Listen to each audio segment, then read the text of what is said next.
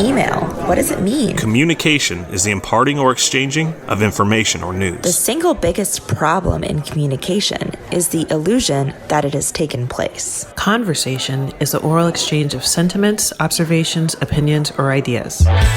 Forbes Books Radio presents The Conversation with Clinton M. Padgett. Welcome back to part two of my conversation with Ed Moss, president of VOXX Automotive. We pick up the conversation with Ed discussing tips and suggestions for people wanting to pursue and excel in positions of leadership. Well, I think first you have to be willing to enjoy working with people of all, backgrounds. And you have to, be willing to deal with the conflict that arises when you're responsible for what a lot of people do. It's not easy being in middle management. We all have a boss, even as president and CEO, unless it's a private company. I have a boss. I have a board of directors, and we have investors that want to see improvement. As well, I have employees under me and they have employees under them. And, you have to be able to handle the pressure of both. And I think that it's something that you have to learn how to handle. I think my dad gave me some good advice that kind of leave the stress and the job at work. When you come home, shut it off and don't bring it into the family. That's easier said than done. After a long day, my wife says, "How did your day go?" And I'm like, "I'm sorry. I just really don't want to talk about it now because I'll be here till midnight telling you everything that went on. And I want to decompress." And she's understanding. "I'll catch you up on the weekend," kind of a thing. So it's not easy to do, though. It's not. So, I remember as a young supervisor, I'd stay up in bed thinking of different things I needed to take care of. And I would have a notebook next to my bed and a pen, and I would just write it down. I mean, now you've got your phone, you can put notes in there. But then I knew it was there for me in the morning and I could sleep well and I'd get up. Oh, yeah, okay, I need to get on top of these different issues. I think that to be successful, you can't rationalize poor performance. You can't make excuses. You can't get defensive. You need to turn problems into an opportunity to solve, to show that you're capable. Turn it into a challenge. Look at problems as the glass is half full, not half empty. I think nobody wants to work for a negative leader. It's you've got to be positive. If you want people to work for you, I think you have to be able to create a sense of urgency and purpose around common goals. I think that's what good leaders do. In my experience, we've had a lot of challenges thrown at us. We've moved factories. We started up factories. And, I had to create a sense of purpose around these common goals and assign action items. I think time-bound action items are very effective when you're managing big projects, and holding people accountable to those and letting them know that, there's a weekly meeting, a status meeting. Did you do what you said you were going to do? I think a lot of people sit around and talk about problems and then leave the meeting and nobody knows who's supposed to do what. When I think if you had a whiteboard, I'm big on, some form of a way to capture the, action item as a result of a problem, document it and keep a record of it so that you can follow up and make sure that you're getting those off the list. Speaking of the phone, nowadays you just take it on the whiteboard, take a picture of it. And I remember Caterpillar, it was so fancy at the time when I was working there with them. They would have whiteboards that had a printer on it. You hit the button and it would scan it and print it. Now you just use your camera, right? So that's on your phone. And a lot of those were Panaboards made by Panasonic. So there you go. We had one in every conference room and on the production floor. And, when you see the president of a company, a Japanese president, up there on the whiteboard, writing who's going to do what by when in the action items, that sends a message to everybody below them that that's an acceptable form of problem solving and creating a sense of ownership. Right. I saw a video of your interview at CES last year, and you were demoing, I think, some of your latest products in, I want to say it was the Jeep Grand Wagoneer. The Grand Wagoneer, yeah. And in the interview, just like you have already on this call, which I applaud you for, you praised your team for their efforts during the pandemic to develop and deliver some of these new products, which were really cutting edge. Can you expand on what the challenges were and how you overcame them? Sure.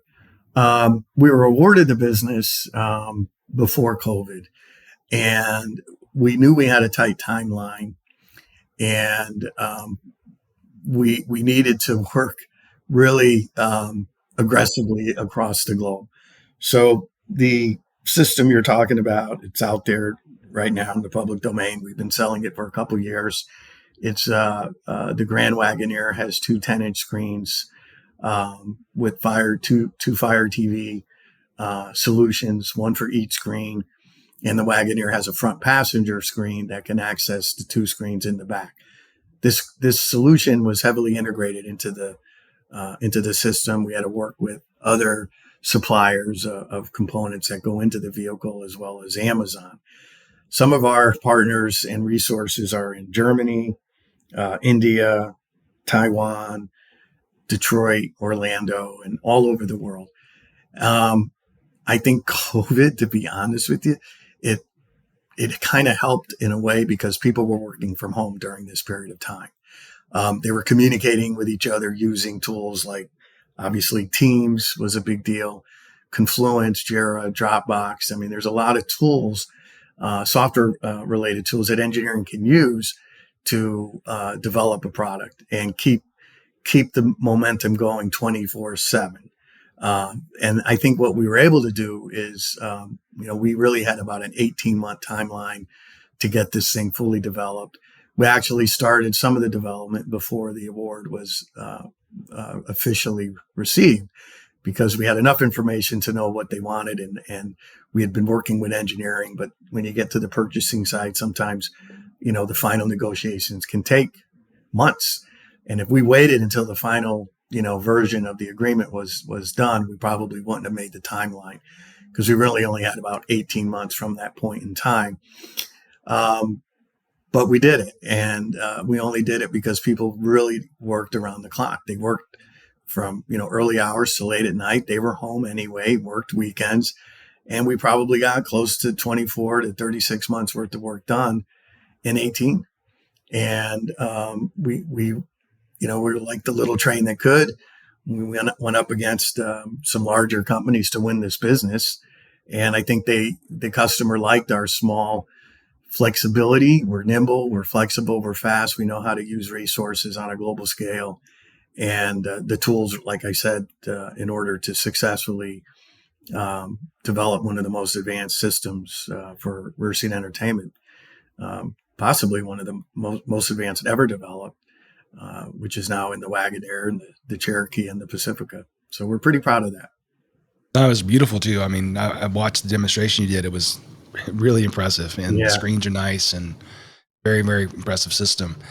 Now, you mentioned you have international partners, and I'm big on communications and conversations and things like this. I was wondering, how do you facilitate effective conversations and communication within your international teams? You already mentioned a little bit, but what systems do you have in place to ensure that you across all projects, your employees are having open communication? Sure. So the PMs play a big role in managing the project. So, we have the standard timelines and things like that. But we also utilize, like I mentioned, Jira is a good tool, Confluence. These are software tools that allow a team in America to identify a problem, shoot an email out. Team in India, Germany, Asia gets up. First thing they see is in their inbox, there's an issue that they need to jump on. And this 24-hour communication just doesn't stop. Outside of that, we visit them. Prior to COVID and really over the past year, I've started to travel again. I'll go to Taiwan. I'll go to Europe. I have engineers that will travel. We show products at SEMA, CES. Our counterparts and partners show up at those events. We schedule face-to-face meetings around those events in conjunction with some on-site visits at their facilities and them coming here to our facilities. I think it's important to get to know your partners beyond videos and emails. And when you can visit them, see their facility, go out and have dinner with them, get to know them on a personal level. That goes a long way, especially when it comes to auditing your suppliers overseas. If you never audit them and they know you're not going to audit them, then there might be a tendency to cut a corner here or there to save on cost if you're beating them down for cost downs. But you got to have the ability to go there and let them know that you're not going to accept that. And if you can get their respect, and I think probably, my years at Panasonic and understanding how to make high quality electronics helped me help them, and they respected me for that. And I think there's a lot to be said for that face-to-face communication, partnership, integrity, trust.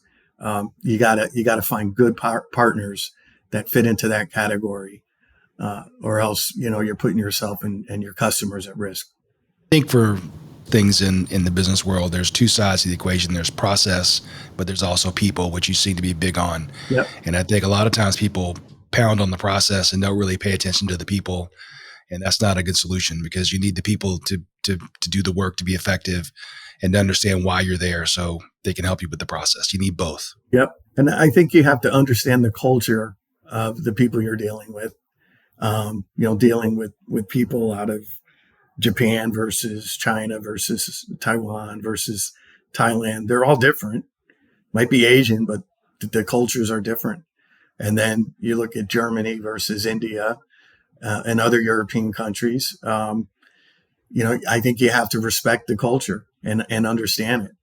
I think a lot of times we think we're at the center of the universe here, and we just want to beat down our suppliers for give me what I want, when I want, at the cost I want, without really taking into consideration, the challenges that they have to meet your expectation. And, you have to look for signals, because sometimes they're afraid to be direct. You're the customer. So you got to understand when you might need to, ask for clarifying communications. Like, what are you really saying?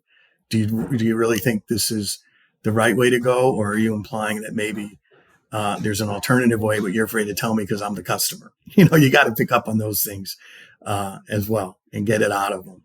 And takes time, though, to get their trust to be able to do that. It does. I think one of the challenges that I've seen, I do a lot of work in Japan as well, is they have the culture of the boss kind of wins all the arguments, right? So they don't really push back on that. And in your case, you would be the boss because you're the customer. And then there's the language, the challenges of the language as well. Probably familiar with this, but there is my first time over there on a project, I was talking to somebody and they were going, hi, nodding their head, hi. And so to me, that means, okay, I agree. But I found out later, it just means, no, I hear you speaking and I understand the words. I'm not saying I agree with those words. And then the other challenge is, when it comes to project work, at least, was I'm told there's no word for no in the Japanese language. So what they would say is, that would be difficult, which really means it is never going to happen, but I just won't tell you that. That is so true. The inward sucking sound with the, hands crossed, lean back, and they say very difficult, or need more study. That means forget about it. Exactly. Don't waste your time. And it's so funny, because one of the first experiences I had as a young supervisor in Panasonic was a lot of women worked there on the production line, and they finished their work on a Friday by noon, and they all wanted to go home early, and they said they would clock out without pay, and they had nothing else to do for the last 4 hours of the day. So I went to my Japanese boss. I always had a Japanese boss, and I asked him, I told him the situation. I told him that the women wanted to go home without pay. They would clock out. And he did the whole like you said, hi. And I thought that meant, sure, go ahead. So I let him go. And he came out there on the production floor and lost his mind on me. Edo-san, they called me Edo-san, And so, what are you doing? What doing? I said, what do you mean? I said, you said I could let him go. He goes, no, I didn't. we have a responsibility to provide them 40 hours of work, even if they sit there and do nothing for the last 4 hours of the day. And I was like, oh my gosh, I'm so sorry. Okay, that'll never happen again. Yes, yes. So my story really resonated with you. Hi. It did. But it's so easy to make that mistake, especially when you mentioned the importance of learning the culture. You have to know those things. Exactly. So I also saw on your LinkedIn profile, you had a colleague who left you a recommendation saying that you demonstrate yourself, quote, as an executive with integrity, knowledge, and a passion for doing things right, end quote. And by the way, that has actually come through on our call today, on our podcast today, that you talk about integrity as being one of the pillars, and like the way you focus on the people side of things. So I would concur with your colleague's assessment. What advice would you give to aspiring leaders who want to lead with integrity, but maybe facing the pressure of conflicting priorities? This is a very good question. And I think it's going to have to come down to a balance between personal integrity and the integrity of the company you work for. I would say if you're put in a situation where you have to compromise your own personal integrity, you need to ask yourself, okay, if I do this and I don't believe it's really the right thing to do, but I do it anyway, is it going to linger with me and stay with me beyond this company? Because in this business, at least in automotive, it's a small world. It may seem big, but it's small. And if you make a bad decision because your boss put you in a position to make a bad decision, and your customer remembers that decision and it might have impacted them in a negative way, that could stick with you. And that could be a barrier to opportunity for growth outside of your company. I've been in situations like that before, and sometimes you just have to say, no, I'm not going to do it. And you can't be afraid of the consequences, because if you do it, like I said, it could really hurt you and your career. If you don't do it, worst case is maybe you can get terminated for insubordination, but your boss should respect the fact that you're not going to compromise your principles if you make a solid argument as to why I cannot support this. And if they overrule you, then that's a little bit different. At least you were overruled and you can stand behind your decision. It's a difficult situation to be in. I don't think there's any easy answer, except you as an individual, understanding the risk associated with being put in that position. I think it's not healthy. I don't think if the company you work for is constantly asking you to compromise your integrity, that's the company for you. Exactly. Honestly, you just got to really assess the situation. It's exactly what I was thinking as you were answering the question. Is maybe that happens once, okay, maybe. But if it happens more than that, maybe I'm working at the wrong place. There you go. Yep. Now, as a leader, how do you encourage continued learning within your team? Well, I try to promote, some books that I've found beneficial along the way in my career, starting out as a young supervisor. So I have a close relationship with our head of HR, Mike Power, and we work together. And I'll say, Mike, I think the team could use, this book. Let's go, based on what's going on in the company. I think there could be a benefit. Let's buy a bunch of these books. Ask the employees, mainly the management team, to just give them the books, let them read them, and we could talk about what they learned from them. I think in this business, the company can invest in an employee, but companies are only going to invest in employees if they see that employees are willing to invest in themselves. It's got to be a two-way street to an extent. So those that are willing to learn, those that are looking for opportunities as they come up, we post internal job openings when an employee leaves, and we have an open door policy. If an employee's been in a certain role for 5 years and they're bored and they want to learn something else, we want to know that. We don't want to lose good employees to other companies because we didn't provide them an opportunity within our company.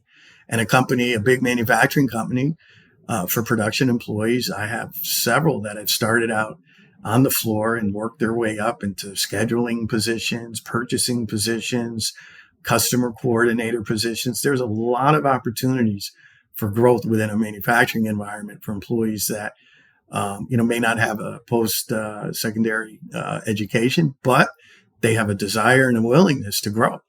And you want to look for those folks and invest in them, and they invest in themselves. And in this business, you got to, with the new technology coming out, the emerging technology, disruptive technology, if you don't stay abreast of that, you're going to stick out and you're going to be left behind. I think you'll lose really good talent if you don't offer people chances to grow. Exactly. You will. So as a wrap up, I'm going to ask 3 questions that I always like to finish up with. Are there any leadership principles that speak to you personally and guide your day-to-day behaviors? I think so. I think trying to create a sense of ownership over your area is big. Not rationalizing, like I said earlier, poor performance, not making excuses. I have to even check myself and make sure that I don't do that. I have a tendency to want to protect my employees, but I also need to manage based on the facts. And, sometimes there's good news. Sometimes there's bad news. Sometimes there's ugly news. And you got to take ownership over each one of those situations and bring your team together to again, create a sense of purpose around solving the problems. Again, I'm there for my team 24/7. And I think it's my responsibility to create a vision for the future that people buy into, so they stay loyal to the company and the team and the product technology roadmaps. But those, to me, are the 2 or 3 key things that I try to stay loyal to as much as I can. That's awesome. Now, what's the best piece of advice you've ever been given? I believe that, like I said earlier, trying to find a balance between work, family, and yourself. It's really easy to let work consume you when you're in a high level position and you're under a lot of pressure to perform and get results. You can't let that spill over into your personal life, and you can't let it affect yourself in a negative way.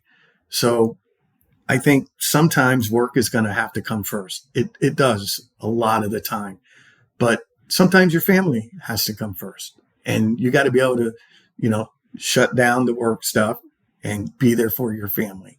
But you also got to find time for yourself, which usually comes last in my world. It's like work, family, work, and then me. Well, what is it that I feel I need to do to stay healthy physically? I want to exercise. I want to play golf. There's things that I need to do to help, but it's hard to do those things. If I could play golf once a month, that's great, but again, you go all in with one, the other's going to sacrifice. So figure out time management, figure out the best way to find a balance. And then you can be happy in your professional life, your personal life, and be happy with yourself. That's a good point. I think it's a challenge that I face as well. So I need to take some advice from you, I think. There's always more. There's always the funnel keeps getting full on the work side for sure. And so that comes out of the stuff you want to do personally usually goes away, and like for yourself. And then you start robbing from your family if you're not too careful. You get yourself in trouble. So yeah. Sounds like you're really big on reading. So my last question should be right up your alley. What is the best book or article you've read recently, and what was the key takeaway? Sure. I'm reading a book that was given to me and some of the other business leaders within VOXX called Discipline is Destiny by Ryan Holiday, The Power of Self-Control. And I'm about halfway through it, but the first couple chapters talk about Lou Gehrig and what it took for him to, go 17 years without missing a game. And, how he trained and how he had the discipline to, stay true to what his goals and objectives were. And, how he was able to, refrain from some of the, after game parties and the drinking and things like that some of the other players did. He stayed away from that. He had the self-discipline to stay focused on what he wanted to do. And he was able to achieve greatness.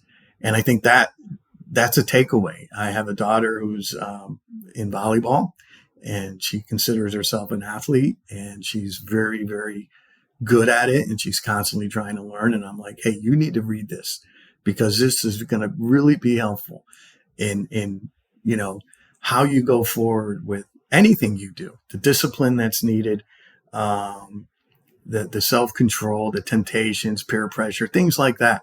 To really achieve greatness, you got to stay true to your core values. And that's, in today's world, especially for young kids, that is not easy at all. So that's one that I'm enjoying reading as I go along, and I'm getting a lot out of it. So Discipline is Destiny by Ryan Holiday. All right. I'll have to add that to my list. Well, this has really been great. I really appreciate your time today. Thanks so much for the conversation. Thank you too, Clint. It was a pleasure anytime, and look forward to talking to you again. Thanks for listening to The Conversation. To find out more about Clint, go to clintonmpaget.com and pick up Clint's book, How Teams Triumph, Managing by Commitment, at Amazon. The Conversation with Clinton M. Paget is a production of Forbes Books.